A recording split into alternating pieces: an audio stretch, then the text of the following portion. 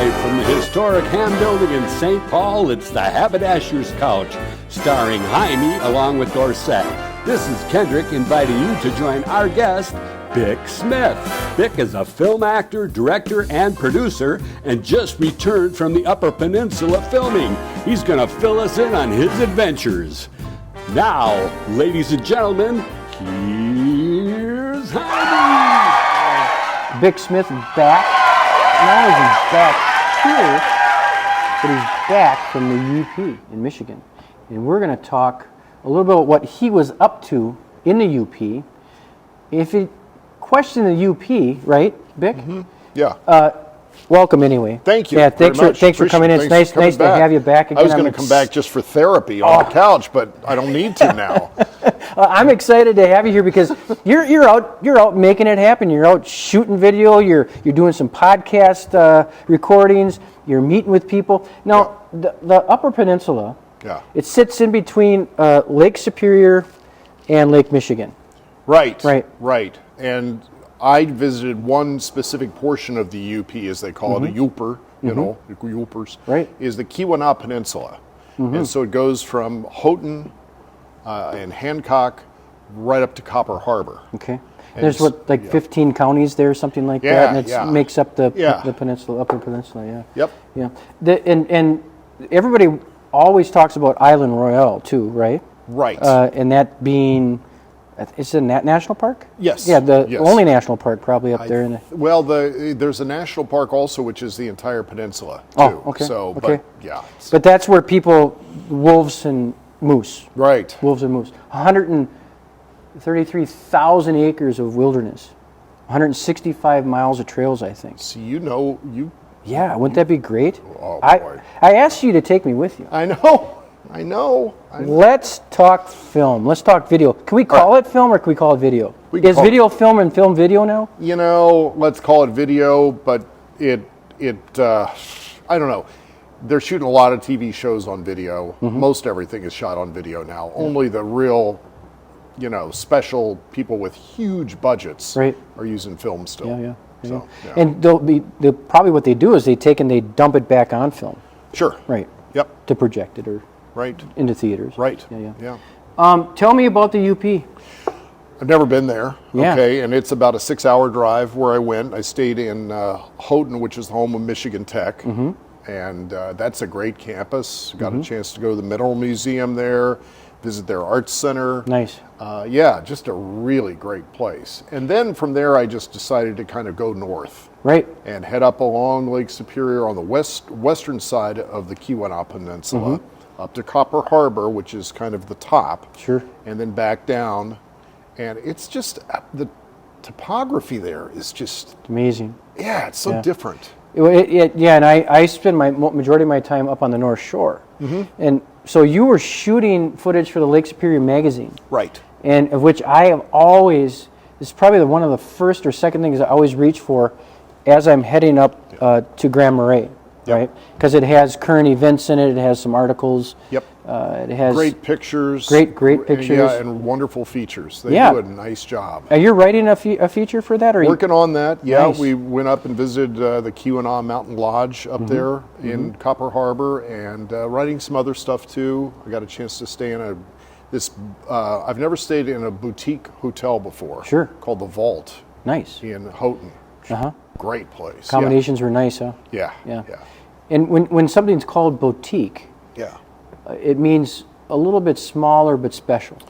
Right, kind of themed. Yeah, and this is one that you would love because it's kind of got this type of feel to it. It's all based on, one floor of rooms is based on found money.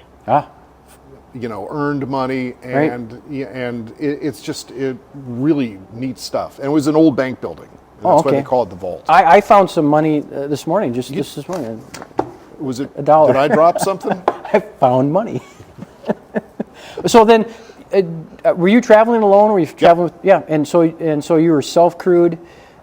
When you're shooting like that, are you shooting? What format are you shooting in?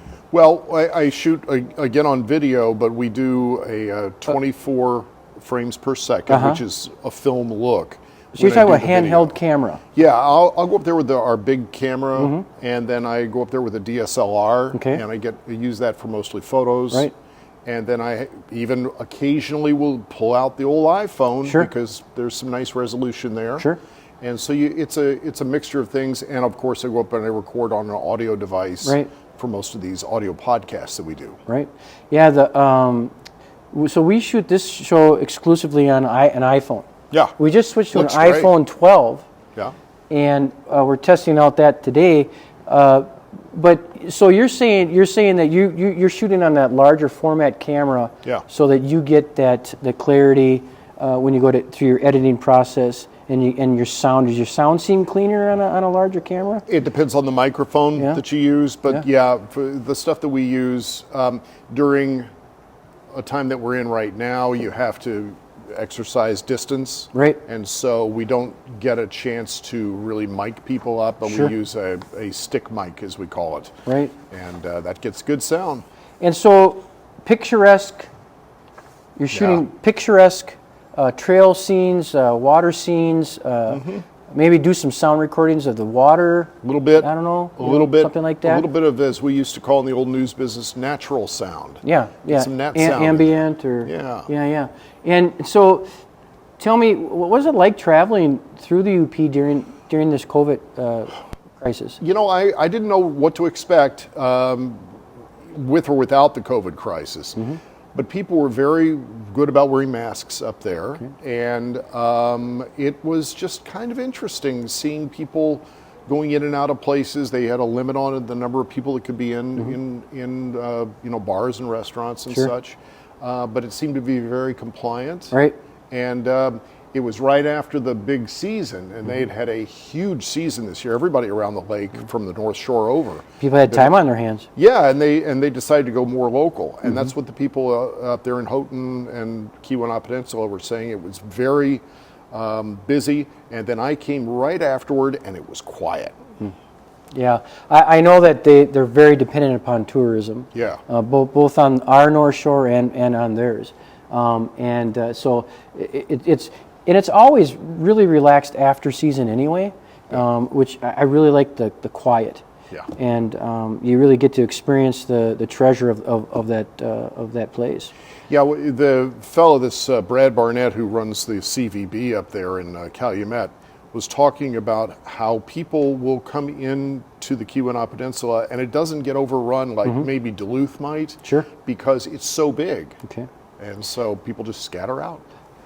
Just real quick, we're going to take a look at some. What did you send us now? You sent It's us a little drive through portions of the Keweenaw Peninsula. Okay. Yeah. And in this clip that we're going to take a look at, it just illustrates some video that you shot that you're going to incorporate into this series. Yep, Okay. and it's just bits and pieces, mostly photos that we've edited together along with just the drive-through to give you an idea of the different looks that this incredible area of land has. Great.